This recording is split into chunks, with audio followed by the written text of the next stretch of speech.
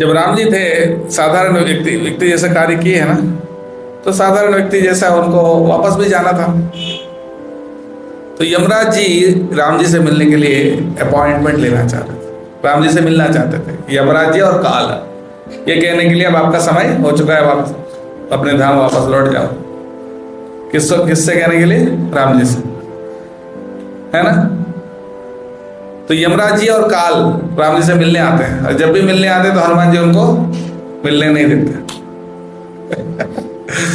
और हनुमान जी के रहते रहते कभी भी राम जी से मुलाकात, हमारा अपॉइंटमेंट नहीं होगा, ये वो समझ गए, क्योंकि हनुमान जी तो यमराज जी से भी ज्यादा पावरफुल है। एक बार यमराज जी को भी उन्होंने हरा दिया। हाँ, तो यमराज जी भी मिलना चाहते थे राम जी से, ये अलाउ नहीं कर। वो समझ गए कि हनुमान जी का रहते रहते हम राम जी से मिलना तो असंभव है। तो उन्होंने क्या किया, ठीक है एक काम करो। लेकिन राम जी समझ गए भाई हमें जाने का समय तो हो गया, हनुमान जी तो हमें जाने नहीं देंगे, और हनुमान जी के सामने हम जा भी नहीं सकते। तो एक दिन जंगल में, वन में भ्रमण करते करते राम जी अपने अंगूठे को ऐसे उठाए, ऐसा खेलते खेलते खेलते उसको ऐसा करते करते उनके हाथ से फिसल गई क्या, अंगूठी, और वो नीचे जमीन में चली गई। जमीन में एक छोटा सा क्रैक टाइप का था, उस क्रैक में वो अंदर चला गया। और बोले अरे हनुमान जी देखिए हमारा अंगूठा नीचे चला गया, ले आना जाना।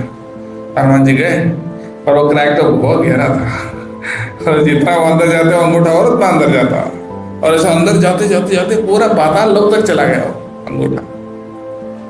अंगूठा की अंगूठी,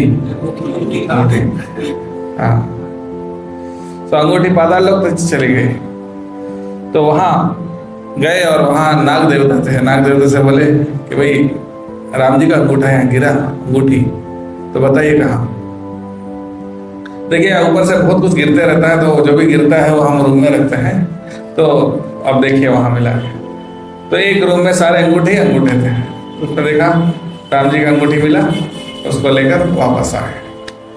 लेकिन नागलोक का ऐसा नियम है कि वहां एक दिन बीतता है तो यहाँ एक साल बीत जाता है धरती पे। तो वहां एक दिन में वो पूरा करके लेके आए, जब तक एक साल बीत चुका था। इस बीच में राम जी, लक्ष्मण, भरत, शत्रुघ्न सब चले गए थे। तो जब हनुमान जी चले गए, इस बीच में क्या हुआ, एक ब्राह्मण के रूप में आया था काल, और राम जी से बोला हम आपसे बहुत आवश्यक चर्चा करनी है और बहुत गुप्त है। बोले ठीक है कोई बात नहीं, हम अंदर बैठ के बात कर सकते, पहरेदार को हम आज्ञा देंगे, कोई नहीं आएगा अंदर। बोले ऐसा नहीं, हमें विश्वास नहीं, कोई भी अंदर घुस जाए तो, कोई भी अंदर घुस सकता है। हाँ? तो बोले नहीं, हम स्ट्रिक्ट ऑर्डर देंगे। बोले नहीं, हम किसी पे भरोसा नहीं करते, जो आपका सबसे विश्वस्त है, जो आपके सबसे बड़ा विश्वास पात्र व्यक्ति होगा, उनको आप तैनात करिए दरवाजे के बाहर। बोले ठीक है। सबसे विश्वास पात्र कौन थे? लक्ष्मण। बोले आप खड़े रहो बाहर। बोले ठीक है।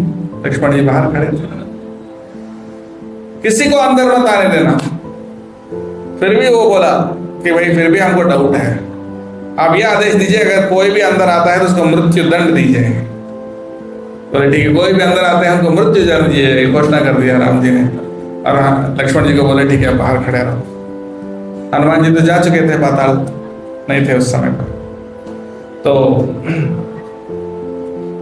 तो जैसे वो गए, मतलब लक्ष्मण जी ने दरवाजा बंद कर लिया, बाहर खड़े रह गए। तो ब्राह्मण अपना असली रूप दिखाया, बोले हम तो काल हैं, हम आपको ये बताने आए हैं कि आपका जाने का समय हो चुका है। और जैसे ही इतना बोले, तुरंत दरवाजा खुला और लक्ष्मण जी अंदर आए। बोले क्यों? क्योंकि लक्ष्मण जी बाहर तैनात थे। उसी समय पर दुर्वासा मुनि आए। बोले हमें अर्जेंट राम जी से बात करनी है, अर्जेंट एंड इंपॉर्टेंट, इमरजेंसी है। बोले राम जी की आज्ञा है किसी को अंदर नहीं आना था। अरे आप समझ नहीं रहे हो, ये बहुत ही अर्जेंट है, राम जी से जुड़ा हुआ है। बोले फिर भी राम जी की आज्ञा है, हम अंदर नहीं जाने दे सकते। तो दुर्वासा मुनि गुस्सा आया, अगर आप अंदर जाने नहीं देंगे तो हम श्राप देते हैं कि पूरी अयोध्या का सत्यानाश हो जाएगा, अयोध्या पूरे शहर जल जाएगी हमारे क्रोध से। तो लक्ष्मण जी चिंता में पड़ गए। अगर अंदर जाएंगे तो उनको मृत्यु दंड मिलेगा, नहीं जाएंगे तो अयोध्या का नाश होगा। तो उन्होंने सोचा कि अयोध्या का नाश होने से अच्छा मेरे मृत्युदंड हो जाए तो ठीक है, लेकिन अयोध्या का कुछ नहीं होना चाहिए। ये सोचकर उन्होंने दरवाजा खोला और दुर्वासा मुनि अंदर आए और बोले, हम इसलिए जल्दी में आपके पास आए ये बोलने के लिए कि काल आपसे मिलने आने वाला है और आप उनसे मत मिलना, ये बोलने के लिए हम आए। राम जी ने बोले, you are too late, already मुलाकात हो चुकी है।